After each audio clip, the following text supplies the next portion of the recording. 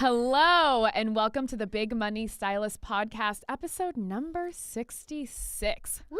Oh, Ooh, it's a 66? 66. Wow, look at us. I still remember episode number 1. I know. You know what? Consistency is good. Is key to Is key, everything. yes. Like the workout I did this morning. Oh, I'm still nailing it. Really? No, I mean, kind of. It's been 2 weeks, and I feel proud that I've done it like 2-3 weeks in a row. So that's big for me.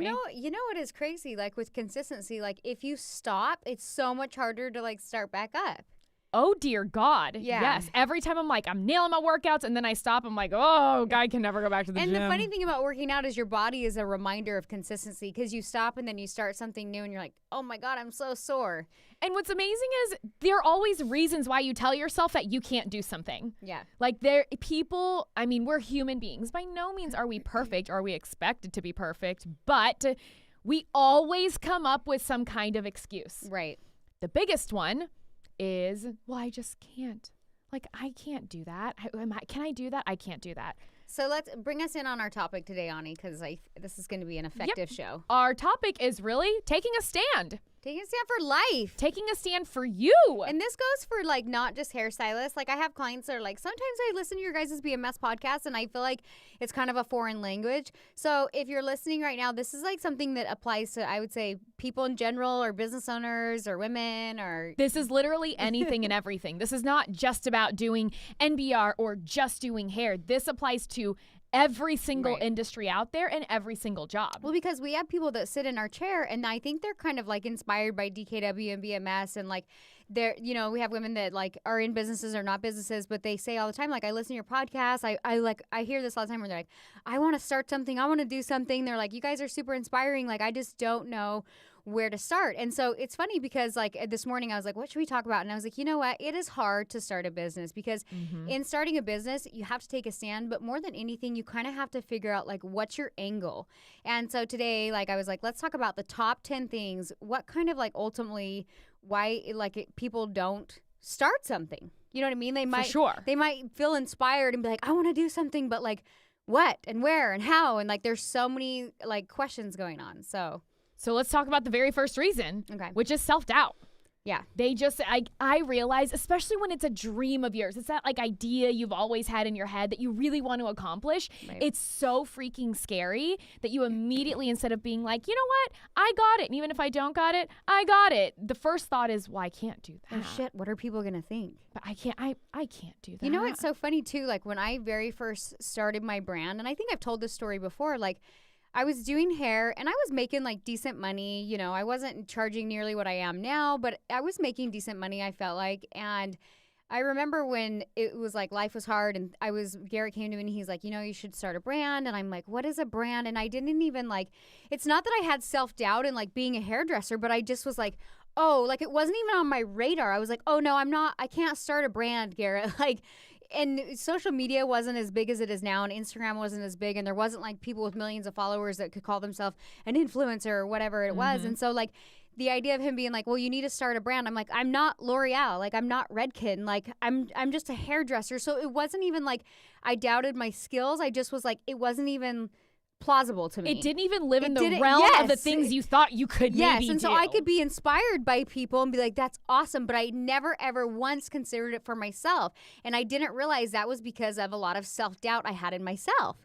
And so I think ultimately that holds people back. They'll say, oh, they'll have like a passion or something they're good at, or maybe not even a passion. Like at the time, like I wasn't super passionate about hair. I was just like, yeah, I like doing hair. It's good money. And like through like becoming an educator and getting better at my craft, I became more passionate about it. So then the second part is really a big one that I hear, oh my gosh, all the time is, well, I don't have time. I don't have time. Like I'm too busy. You don't understand. I don't have time for that. It's so, okay, I don't know if you're like this, but I swear like the lazier I get, the like less I'll do. But if I'm super busy, I'm more likely to make time.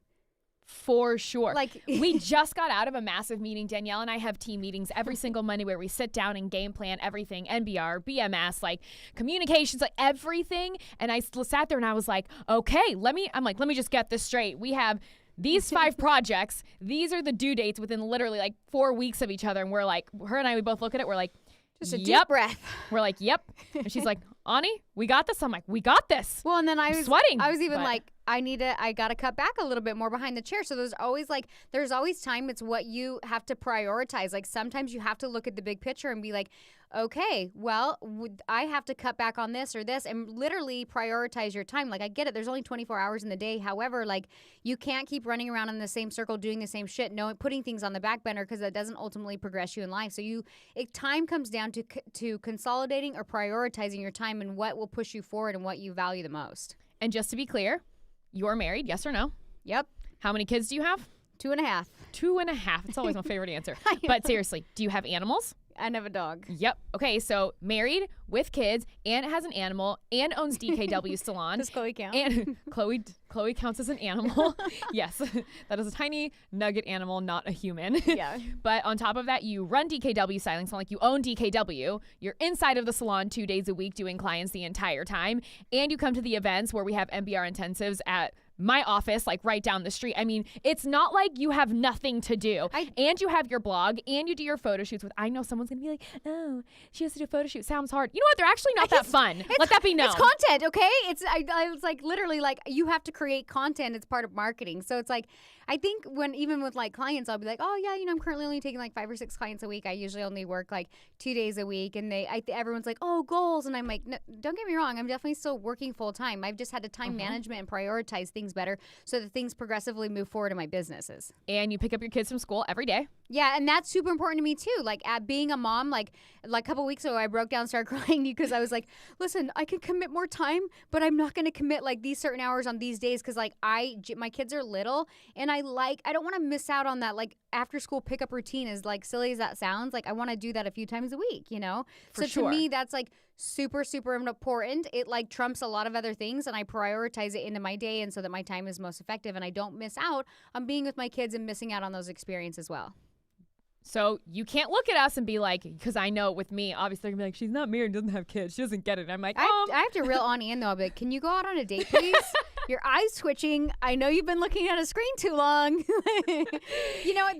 But I get it. Like, I think if I didn't, I'd go one or two ways. Like if I didn't have kids, I'd either be like super lazy or work all the time because that's just like my personality. I feel like I'm better at reeling it in with big things like, hey, I'm going to Catalina for this weekend. Yeah. No one call me. I will be in New York for the week. Don't call me. I'm going to Coachella for the weekend. Yeah. Don't call me. I feel like that I can reel in, but for day to day, I'm like, what do you need? We got it. Yeah. Okay. Yes, move. Right. So next part is Okay. people don't even know where to start. Again, Oh. it might not be in your realm. Like, Well, here's the deal. And I think what it is people look like, let's say they want to start a salon. They're like, okay, I need a salon. I need a salon manager. Oh my God, I need a place. I need chairs. I need mirrors. And How then am I they supposed to pay people? I don't even know how to pay people. Where am I supposed to get product? What am I supposed All of a sudden, it's not just like, okay, here's the ultimate goal. What's the very first thing I should do? It's like, oh my God. It's like writing out these calendars we just finished writing out for BMS that I sat there and I was like, oh my God, son of a, what is happening? It's so overwhelming. And it's interesting too. And again, I'm a mom. I consider myself a stay-at-home mom and also an entrepreneur. And it's funny because I'll talk to a lot of like stay-at-home moms that they want that passion. They want something else. But then they're like, oh my God, it's going to take away so much time and I can't, and they get overwhelmed and they're like, I can't even start. And I'm like, you don't have to commit to losing time with your children. You just have to create something that where you can do both. And realistically, so your kids are 12 and 8 or 13 and 8? 12 and 8. 12 and 8. Ooh, you almost have a teenager. I Good luck, know. dude. But even with that, I mean, realistically, they don't, no offense, no kid wants to hang out with their parent 24/7. Literally, they're like at that age. Like the other day, I had my daughter do daycare because I was running late, and I go to pick her up, and she's like, "Oh, I don't want to go home Well, yet." and really I'm quick, like, how terrible did you feel about that daycare? Because you well, and I were talking. Literally, I was like, I don't want to make her go to daycare. And like when I went to pick her up, she's like running on the playground. She's like, "Hi, Mom," and I was like, "You ready to go home?" She's like, "Nope," and I'm like, "Oh. Really? I'll take you to ice cream." I'm like trying to bribe her to come hang out with me. You're like, come home, little kid, Yeah. come home. But I think that's what's so funny is just because you have children doesn't mean you're with them 24/7. Right. Realistically, like even little kids, they're off. Please watch your Yes. children. Like don't not watch your kids. Right. But Well, and that's kind of what I came to the realization as being a mom because I felt like I held on to a lot of that mommy guilt. And then I realized like, even if I wasn't working, I would still be trying to find things to fill my kids' time with. Like, I still think if I was not working, I would be as involved with my kids now. Like, kids, I try to keep them busy and things like that. And so, I mean, they're in school full time. I know it's different when they're like toddlers, but I think a lot of women are like, oh, I can't start anything because I don't know where to start, or they have this story of like, nope, I just have to be a mom. Like, I tell people all the time, I'm like, you can do both if you choose to do so. But you have to choose to do so. If you're content being a mom and fulfilled, great. Like, that's great. Like, I've always kind of done both, and that's all I've ever known. But again, like, I love being a mom, so I just kind of balance my time and prioritize my time. And realistically, people don't start because they get overwhelmed. It's so over, which I understand. I'm telling you, I keep going back to this damn calendar we just made for BMS that even when we started, because I was like, Psh, we got it. I know what we're doing. And then we started writing and I was like, don't got it. I was like, oh God. It's like, God. It keeps like expanding. Yes. You're like, ooh. It's like a fungus that grew across 3 whiteboards all of a sudden with 4 different colors. You have to just set like, and I think this is one of them too. Like, you have to set realistic goals and targets. I think I'm skipping ahead. But, you are. So but we can jump into that one. Yeah, go ahead. Like, and that comes down to like, if you look at the whole picture in like a year's goal and you think you're going to accomplish that in the next week, you will go nuts. But if you create like calendars and set goals, realistic goals and targets each month, and like for me, like now I meet with each of my team members on the education side and the salon side every week. So I'm like, okay, here's what we discussed last week. Here's what we're working on this week. And yeah, we have main things planned out clear until December. But it's like, again, don't get overwhelmed with that. And even though you have it planned out, you just take it 1 week at a time and make sure you're setting goals, targets, and hitting those as you kind of go along the calendar. And also, the very next one is you also have to make sure it's your passion, because people, I think, they have big dreams and ideas like, oh, I would sure love to do that. But if it's not your passion, that's going to make it 1,000 times harder. Right. And like, that's what I always say, like with me, when I first came to BMS as a student, I sat there on the beach at the Monarch in one of those little white chairs. And I was like, okay, well, in a year, I'm going to be hired on as a trainer, which was a really cute like dream because it was never supposed to happen again. But for me, it was one of those, I'm like, no, you don't understand. I'm supposed to be here. Now, fast forward, I've lived here for a year and a half. By the way, I've been here a year and a half officially, which also seems like 5 years. I'm like, it's only been a year and a half. Longer, but it's only been a year and a half. My God, what has happened? So, but even with that, like BMS Isn't that crazy how much can happen in a year and a half? There's so much that has happened in a year and a half. That's what's so funny. We like hold ourselves hostage on like so much like can't get done. And then like you've literally only been here for a year and a half and it's like seems like a decade. If I were to start listing off the shit I've done in a year and a half. Yeah, not only professionally, but personally. You know what I mean? Oh, sweet baby. That would be a whole nother calendar in itself. But I think people procrastinate based on that. And I'm like, God, like, do you realize like what can be done in over a year and a half? And it's the more moves you make and the quicker you're willing to make them, the faster that timeline moves. And Garrett has always said, he's like, Ani, because we call it the time warp. He's like, do you know why we have the time warp? I go, why? And if you're not watching, go to bigmoneystylistnow.com and you can see what I'm about to do with my hands. He says there's peaks and valleys of every single business. There's the highs, there's the lows. And in a 5-year span, it generally looks like this. He's like, well, here in Warrior and BMS, we take these 5 years of peaks and valleys and we cram it all into one. And then all of a sudden, instead of it being like, that was great slowly, ooh, that wasn't so great, all of a sudden you're like ping-ponging back and forth. So it feels like 10 years has passed when really it's been a year and a half. But we experience like so much growth in such short periods of time because we're in the time warp. So it's cool. Like your business can only move fast as you will let it and are willing to grow and learn from each thing that happens. And I'm convinced like in life, like if you don't learn and grow from it, you just repeat it in other ways.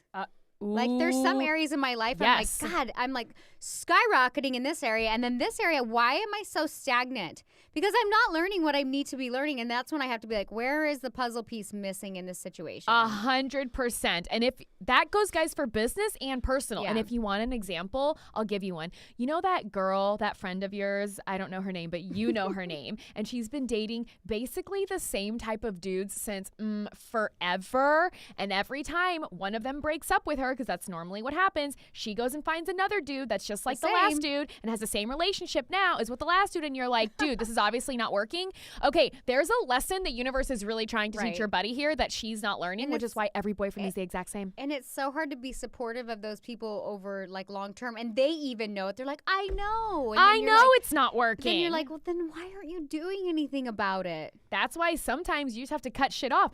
It's hard. It's like an arm that's rotting away. You can let it go to your entire body and rot your whole body, or you can just cut the arm off and move on. It's harder in the moment, but it's like hard long term or really hard short term. For sure. People would rather have like kind of hard long term than like really hard short term. And I'm one of those people. I have always said I'm sure someone listening is going to be like, no, she's not. I'm actually a really fucking patient person. Like, I have so much patience, especially in my personal life and business as well. But, like, I just know it takes so much for me to get to the point where I'm like, you know what? I'm done. And when I decide I'm done, you're dead to me. You're dead to me. I think we're actually similar in that way. We're so You're a little similar. more feisty than me. But I can be very much, this is one thing that you and I are both similar. We're very loyal people. Maybe non-committal, but loyal. Is that because of the puppy thing this morning? No, I was like laughing because I was like, I think I'm the same way, but I'm like non-committal. Like I'm kind of like, I don't know. But when I commit, I'm all in, and I'm a very loyal person. Mm-hmm. So I think that's kind of, I see that in you as well. Like you're very loyal. I can see the patient side a little bit. Do you know why I think I probably seem not patient? It's because I speak You're very direct. openly. You're direct. Yes. Yeah. And that's why people are like, she's such a bitch. I'm like, I don't feel like I should have to hide my feelings. If this does not work for me, then it doesn't work for me. I'm not going to pretend like it does. And then what? Shove my emotions down. Now I'm an emotional shit show wreck because you don't like hearing that I'm not okay with this. You have to learn like how to take people. Like you're very direct, and people will even say to me like, oh my God, did Ani offend you? And I'm like, no, because I can, sometimes it will. And I'm like, Ani. And then you're like, those were not my intentions. I'm like, okay, you know, it's And I've done the same too. And I'm like, Danielle, what the fuck? And you're like, I see how that came out. Right. That's not how it was supposed to. Let me go back for half a second. Yeah. But I also know you and I are crazy similar. Yeah. Like personality wise. You're just more detailed. I'm the detail. Yeah, you know, you're the Reese's peanut butter cup. I'm like the Kit Kat. I don't know, but jumping back to this. What's next? The next part is really a lack of consistency and small things that keep you from actually moving forward and finding passion. Can I tell you, like Garrett, there was like a series of like, okay, so he was in like banking and mortgages. Yeah. Then the market crashed, and like he was making great money in those banking days, but I feel like everybody was making great money. The real like heroes or the real people who were like successful like didn't talk about, oh, I killed it. You're like, you killed it when everybody killed it in the banking world. Congrats. But like now it took him probably like 5 years, because what he kept doing is like he would start a project, he wouldn't see instant success, and he would start over on a different project. And I would be like, just stick with something. And my personality is I'm very like task oriented, and I'm like, I like to see the job completely finished all the way to the end. I've always been like that. And so for me, it drove me nuts. And I was like, pick something and stay with it. And I know for me in the beginning when I started my hair career, I wasn't that passionate about it. I wasn't that good at it. But over time, consistently doing it every day, I was like, oh, I got a little better. Oh, I got a little better. And Ani always says like, you're going to be shitty when you start. Like that's just, so it's hard to be like passionate about something when you're like, I suck at this. You know what I mean? I blow. Like this is the worst. Like, but I just know like through consistency, like all of a sudden you're like, wow, look how far I've come in like a year, and then 2 years, and then you look back 5 years and you're like, fuck, I'm pretty damn good. And then 10 years you're like, I'm a goddamn expert. That's how I realized I've been doing NBR since 2015. But even then, looking at everything I've done, I'm like, it's been 4 years this March. Ooh, it was 4 years in March I've been doing NBR. Just so you know, that's very exciting for me. But even then, like I look at my beadwork and I'm stitching. I will never say my work is perfect, because to say that would be the most egotistical thing in the whole world. And I don't believe anything is perfect. Right. I think anybody has room to grow anywhere. But I won't lie. I look at my work and I'm like, I'm so fucking proud of this. Yeah. But I also know how many tears I had to get there when it was complete garbage in the beginning. Well, and it's cool to get to a place, and we're both like educators, and it's cool to like when you start educating, you understand why you're so good. For me, I'm like, those are the moments where you're like, I'm good. Like you don't realize, like you can look at a picture of your work all day long, but when you hear yourself communicating that and educating that, you're like, yeah, I've come a long way. You know what I mean? That just happened with a team member. She's like, I don't know what's happening. And I'm looking at her doing beadwork and I'm like, it's wrong and I can't figure it out. I was literally 2 inches from her doing the bead. Like I was watching so closely. Like oh, my eyeball was like touching the hair as she was working You're like, on I it. don't get it. But then finally I figured it out and I was like, shift your middle finger up 1/4 of an inch. And she did. And we were like, Eureka! Nailed it! Oh my God! But like it takes educating and reps and even educating to become an expert and realize what you're doing. So the bottom line is like, don't underestimate the small consistencies throughout your daily basis that ultimately can create huge wins in your life. And then the next part is when you're living in La La Land. Oh God. And I said this on a super, I just had to, when I typed this is what I was thinking. So we all know the artist or the entrepreneur or the business person who talks about how fucking awesome they are. So awesome. But has zero results in their lives. I want you to consider you're just not that good.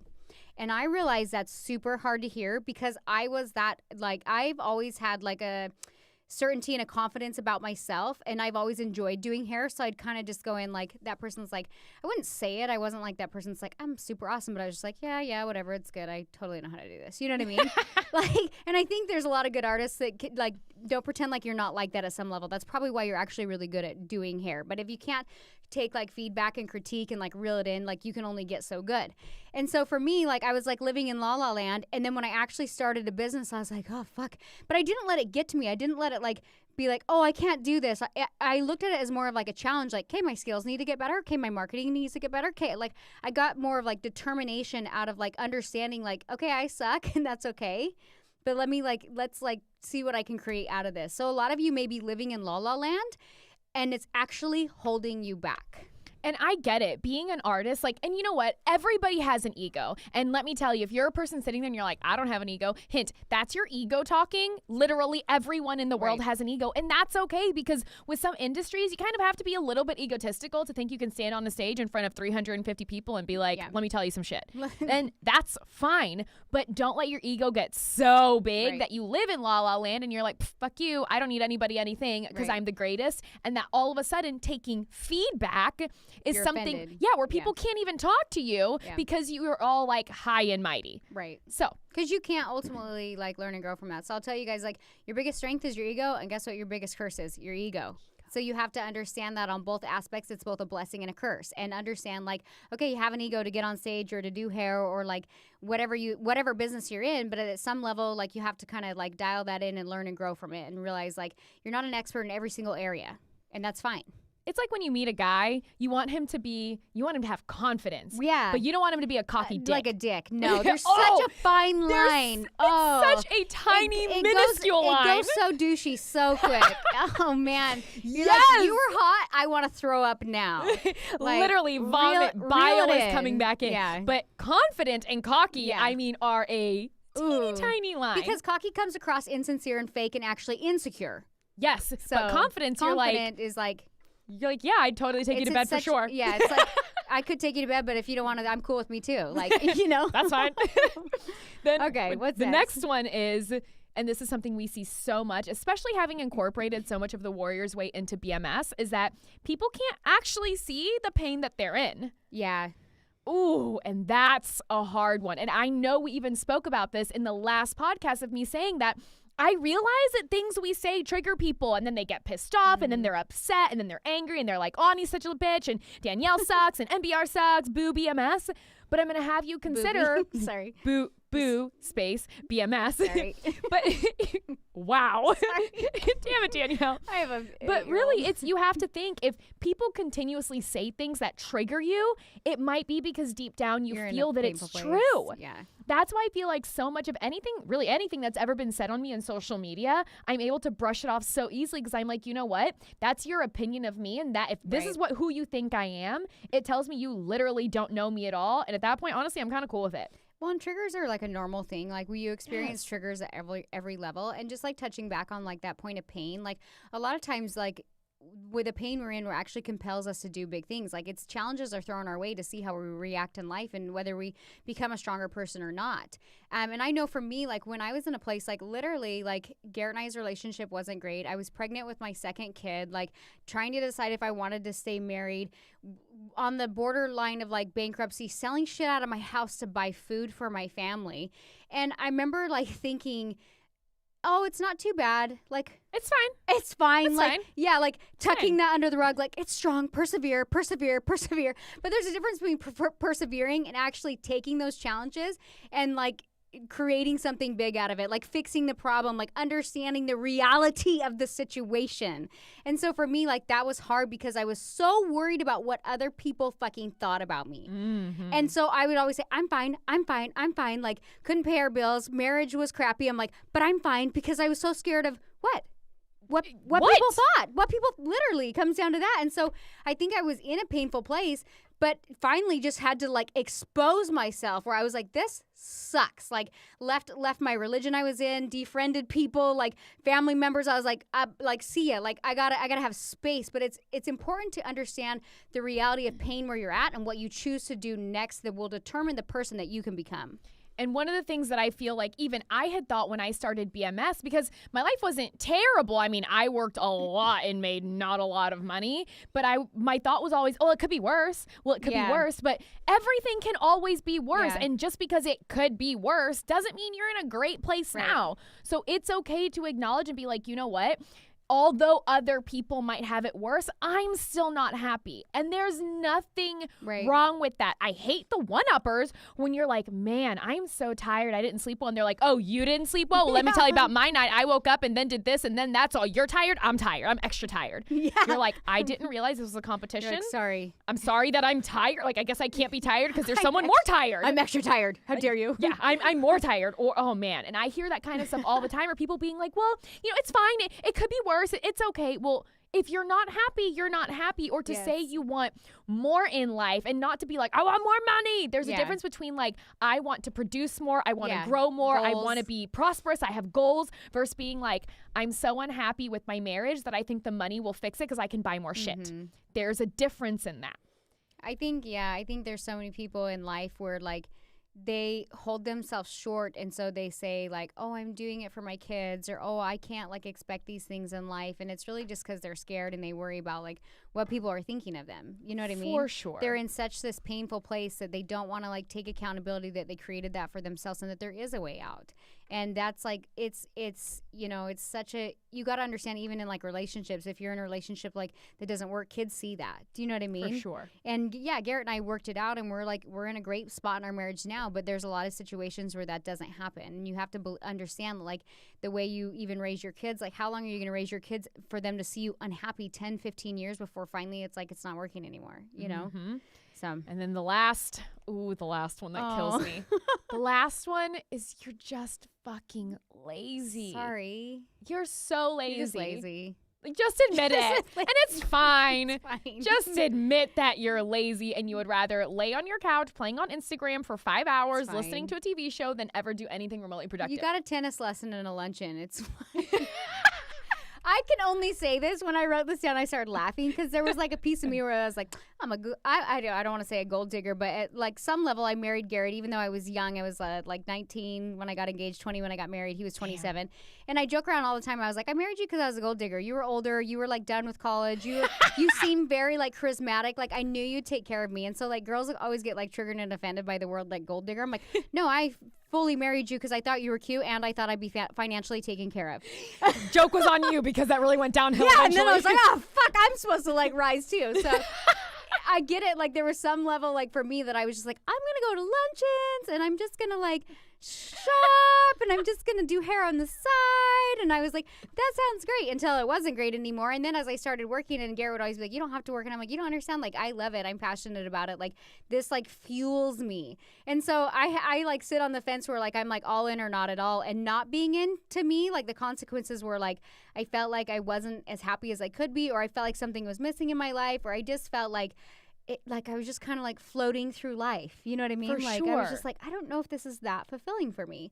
And it's easier. And there's times even now, like if I lose momentum, and I don't know if you're like this, it's easier for me to be lazy. Like if I lose momentum, I'm like, I just don't care. Like you. Oh, for sure. And that's not to say you can't have a quote lazy day, but that to me is not a lazy day. It's a recharge day. Yeah, totally. And I have to have those because I feel like the minute I wake up Monday 5 a.m., I am go until, I don't know, next Monday 5 a.m. Until your eye twitches? Until my eye twitches and they're like, Ani, what's wrong? I'm like, nothing. It's fine. But guys, these are just some little things that, like Danielle, we talked about this morning, and they're huge, and we see them all the time. So you just kind of have to make a decision. Are you going to let these things hold you back? Or are you going to be like, okay, I actually have no idea how I'm going to accomplish this dream, but what's the first thing I need to do? Right. And to even touch on that, just really quick, when I was moving to California, I'm like, I can't do this. I own a home. I have a business. Like, what am I doing? This is crazy. I'm going to live on the beach, like under a pier. That's only cool in movies. Oh my God. And then Isn't it funny that your brain went there? Like you would actually live on the beach under a pier. I'm pretty sure you would have taken me in as a stray before you let me live under a pier. You've done it with other team members. I'm sure you would have done it for me too. That's like just shows where human, like our minds go. Worst of the worst of the worst. But then I thought, I'm like, okay, what's the bare minimum you need? I'm like, a place to sleep. I called a fucking realtor. Yeah. And I just started taking it step by step. And guess what? I've been here for a year and a half or 10 years, 20. I don't know how old I am anymore. So we'll leave you with this one thing. Take a stand for your life and take the first step to propel your plan forward and take action in your life so that you can take a stand, whatever you choose to be passionate about. Like, just go for it.